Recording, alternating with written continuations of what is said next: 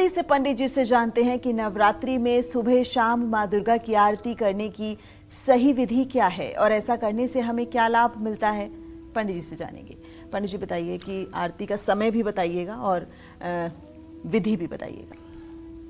जानते हैं, नवरात्रि ही क्या 365 दिन हर सनातनी घर में आरती होनी चाहिए। और आरती केवल दुर्गा की क्यों होनी चाहिए? आरती तो कृष्ण की होनी चाहिए, आरती राम की होनी चाहिए, आरती शिव की होनी चाहिए, आरती दुर्गा की होनी चाहिए, आरती हनुमान की होनी चाहिए, गणेश की होनी चाहिए। और जो लोग भी कपूर से या गाय के घी से, कई बत्तियों वाले दिए से भगवती की आराधना करते हैं और आरती करते हैं और आरती का गायन भी करते हैं, साथ में घंटा घड़ी घड़ियाल भी बजाया जाता है, आप विश्वास करिए ऐसे लोगों के चेहरे का तेज देखने लायक होता है, ऐसे लोगों का आत्मविश्वास देखने लायक होता है, ऐसे लोगों की वाणी सिद्ध हो जाती है और ऐसे लोग हर प्रकार के रोग शोक से मुक्त हो जाते हैं।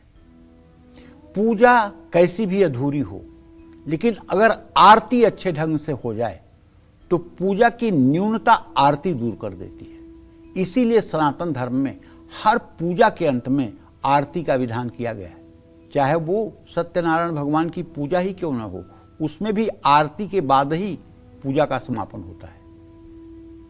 इसलिए हर सनातनी को चाहिए कि पूजा के अंत में आरती जरूर करे। एक महिला एक दिन आई, बोली कि पंडित जी एक लोग कह रहे थे कि आरती नहीं करना चाहिए। हमने कहा क्यों? बोली कि इसलिए कि आरती करने से तो फिर देवी चली जाएंगी, कि अब हमारी आरती हो गई मैं चली जाऊं। हमने कहा देवी उनको प्रणाम कर लेना और आप रोज आरती करना। ऐसा कुछ नहीं होता है। आरती हमारे शास्त्र की एक विधा है जो होनी ही चाहिए, जो पूजा के न्यूनता को पूर्ण करती है। और आरती करने से सचमुच में मानसिक शांति मिलती है। आप करके देख लीजिए। माँ दुर्गा को 14 बार आरती करिए, 4 बार चरणों में, 2 बार नाभि पर, 1 बार मुख पर, 7 बार माँ दुर्गा के पूरे शरीर पर आरती करिए। माँ दुर्गा की आरती करते समय दीपक से हमेशा बत्तियां विषम संख्या में रखिए, 5, 7, 9, 11 ऐसे। माँ दुर्गा की आरती करते समय 5 चीज़ें जरूरी हैं।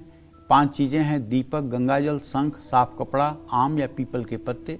माँ दुर्गा की आरती करने के बाद दोनों हथेलियों को दीपक की ज्योति से ऊपर स्पर्श कराकर अपने मस्तिष्क, नाक, कान, आँख, मुख पर स्पर्श कराएं। आरती करने से ही नहीं, माँ दुर्गा की आरती होते हुए देखने से भी बहुत पुण्य मिलता है। और जो लोग आरती होती रहती है और खड़े नहीं होते हैं, अजगर की तरह बैठे रहते हैं, वो लोग अगले जन्म में अजगर हो जाते हैं।